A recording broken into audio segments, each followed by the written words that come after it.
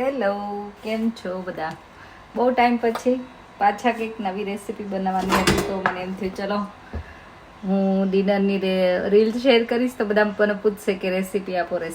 તો મને એમ થયું થોડો આજે ટાઈમ પણ છે તો હું શેર કરી દઉં તમારી સાથે રેસીપી. તો જો મેં શું લઈ લીધું છે, રેપ. આજે થોડું ઇઝી અને ક્વિક બને એવું ડિનર, અને તો પણ બધાને સરસ ભાવે એવું ડિનર બનાવવાનું છે. તો જે નોર્મલ રેપ આવે એ રેપ મેં લઈ લીધા છે, અને આને મેં આવા ટ્રાયેંગલ શેપમાં કટ કરી લીધા છે. તમારે ગમે એવો શેપ આપવો હોય આપી શકો. તો આજે બનવાની છે આપણે નોર્મલ ભેળ હોય, ચાઇનીઝ ભેળ હોય, એવી જ રીતે આજે મેક્સિકન ભેળ બનાવી.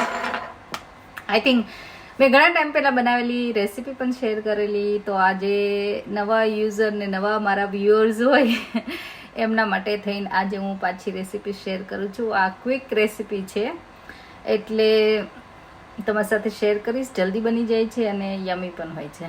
તો આ આપણે લીધા છે રેપ. એમાં થોડું આપણે ઓલિવ ઓઇલ નાખીશું અને સિઝનિંગ તમારે જે કરવું હોય, લાઈક હર્બ્સ તમારે એડ કરવા હોય અથવા તો પેપ્રિકા કે ગમે તે એવી રીતે હું મિક્સ હર્બ્સ નાખીશ અને થોડું પેપ્રિકા કે કેન પેપર તમારી પાસે જે હોય. આમાં ઓલરેડી થોડા સીડ્સવાળા જ છે રેપ, એટલે કે બહુ જરૂર પણ નથી. એને બેઝિકલી આપણે ક્રન્ચી બનાવવાના છે, તો તમે ફ્રાય કરી શકો અથવા તો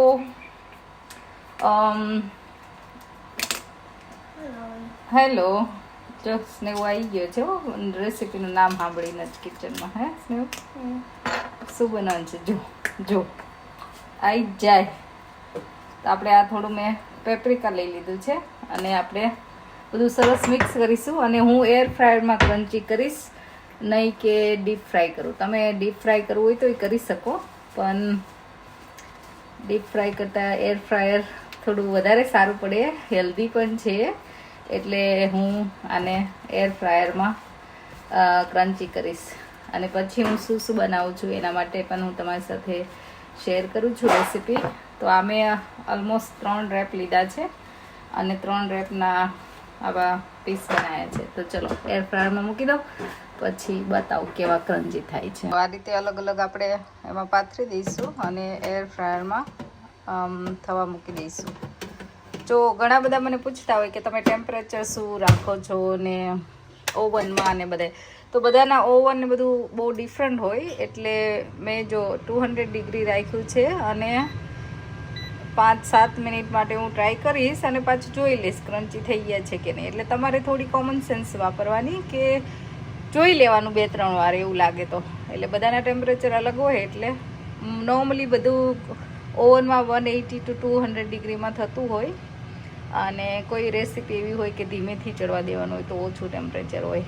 પણ ઘણાના ગેસ હોય, ઘણાની ઇલેક્ટ્રિક ઓવન હોય, તો બધું અલગ અલગ હોય, એટલે સેટિંગ પણ અલગ હોય એટલા માટે. તો જો ગ્વાકામોલી બનાવવા માટે અવાકાડો, એમાં મેં થોડું લસણ છીણ્યું છે, બ્લેક પેપર અને salt to taste, that's it. અને કોથમીર નાખવાની બહુ બધી, અને લેમનનો રસ તમને જેટલું ભાવે એટલો. લેમન આમાં બહુ સરસ લાગે. બધું મિક્સ કરવાનું, બધું ભેગું કરીને. બસ ટમાટો ઘણા નાખતા હોય છે, એટલે તમારી ચોઈસ છે, ટમાટો તમારે નાખો કે ન નાખો. અને આ બધું મિક્સ કરીશ એટલે ગ્વાકામોલી રેડી છે. અને જો સલાડ પણ રેડી છે. સલાડમાં મેં જે રેડી સલાડ આવે છે મેક્સિકન સ્ટાઇલ, એ જ યુઝ કર્યું છે. અને થોડું પેપર અને ઓનિયન એમાં એડ કરી છે. તો આમાં લેટસ છે, કેરેટ છે, સ્વીટ કોર્ન છે, પર્પલ કેબેજ છે, અને મેં પેપર અને ઓનિયન થોડી એડ કરી છે. આમાં ગ્રીન ઓનિયન પણ હતી. તો સલાડ તમારી ચોઈસ પ્રમાણે તમે લઈ શકો છો. તો આ રીતે સલાડ મેં રેડી કરી દીધું છે. સલાડમાં હું ડ્રેસિંગ કંઈ બહુ એડ કરતી નથી, મને પ્લેન વધારે ગમે છે આમાં. અને જો તમારે એડ કરવું હોય તો થોડો ટાકો મસાલો આવે એ એડ કરી શકો ફ્લેવર માટે, અથવા તો સોલ્ટ તમારે એડ કરવું હોય તો કરી શકો.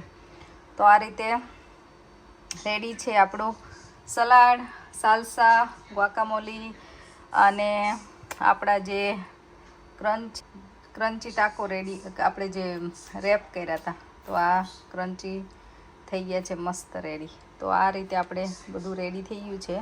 હવે જ્યારે આપણે જમવું હોય ત્યારે એસેમ્બલ કરવાનું, અને એ હું પણ બતાવીશ તમને કે અમે કઈ રીતે એસેમ્બલ કરીએ છીએ અને ખાઈએ છીએ. આમાં સાવર ક્રીમ હોય છે, એટલે સાવર ક્રીમ લાવવાનું એનાથી સરસ ટેસ્ટ આવે છે. જો ડિનર થઈ ગયું રેડી, અને હજી થયા છે 5:30. તો એમ થયું કે ચલો બીચ ઉપર આટો મારીએ. એને જ નહીં એ, અને આજે હોલિડે પડી ગયા બધાને, ઈસ્ટર બ્રેક આવી ગયો છે, અને અમારે પણ 4 દિવસ હવે રજા જ છે. એટલે એમ થયું ચલો મસ્ત વેધર છે આજે, થોડી ગરમી ઠંડી પવન બધું ભેગું છે ને. ઘરમાં તો ગરમી થાય છે, બહાર આવો તો મજા આવે છે. એમ થયું ચલો એક કાંટો મારી આવીએ. તો ચલો. તો જો અમારે તો ઘરમાં જ હોલિડે હોમ જેવું લાગે છે ને, બધું દેખાવે જો બધા પ્લાન્ટ ને સરસ. તો ચલો જો અમારું 5 મિનિટ ડ્રાઈવ અને આવી ગયો અમારે બીચ. આ શું છે?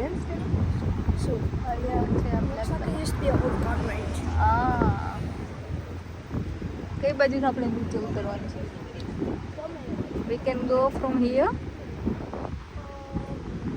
We'd have to go down the north.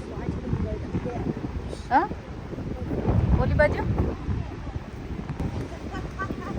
મસ્ત પવન આવે છે ને આજે મસ્ત. Local beach.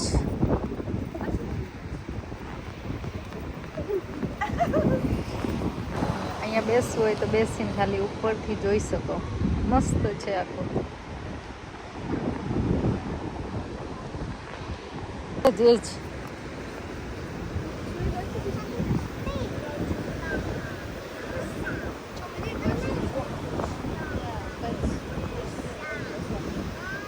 આજે ભરતી હોય એવું લાગે.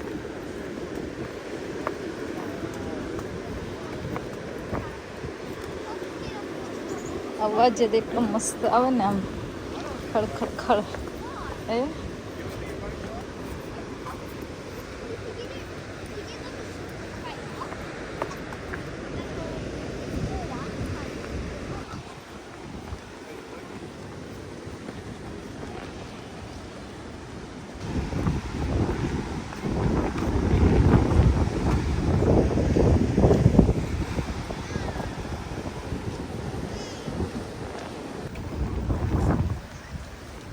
Next to the beach is always like more fresh.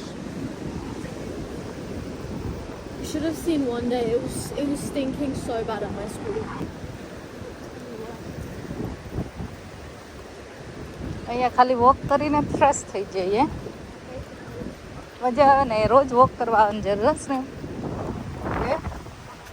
તાર સાયકલ લઈને આવતું રહેવું. શું નોર્થ બીચ લઈને આવ્યો છે? ચાંદને અહીંયા કામ કરવા આવવાનું છે. ચાંદ અહીંયા એક રેસ્ટોરન્ટ છે ને, અહીંયા સામે દેખાય બધી લાઇટ્સ ને એવું રેસ્ટોરન્ટ છે. આ લોકોને સ્કૂલમાંથી એક્સપિરિયન્સ માટે આવવાનું છે, એટલે ચાલ જવાની છે અહીંયા બીચની. હા અમે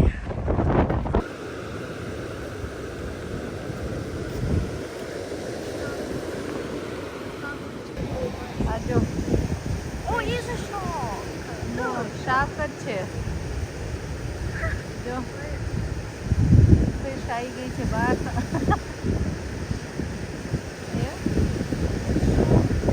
સ્મોલ છે બના.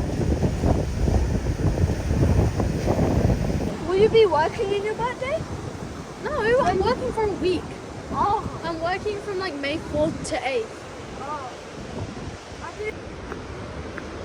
ચલો બાય બાય. પાછા આવીશું અમે. બસ આવી ગયો હતો. આ તો બહુ નજીક હતું. આખો મસ્ત રોડ છે, અને અહીંયા ઘર હોય એને કેવા મજા પડી જાય ને. હે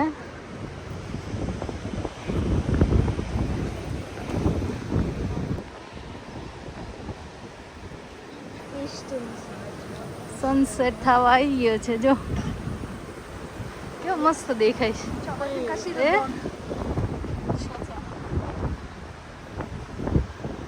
આ સી સાઈડ આવી આવ્યો અમે આવ્યા હતા અહીંયા જમવા માટે. તો જો મસ્ત વોક કરીને આવી ગયા.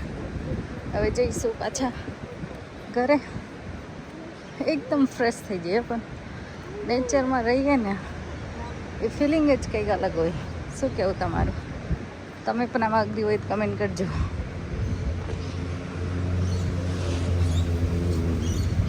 તો જો બધું રેડી છે, હવે આપણે એસેમ્બલ કરવાનું. તો આ પહેલાં જે આપણે રેપનું બનાવ્યા હતા ક્રિસ્પી એ લઈ લેવાનું.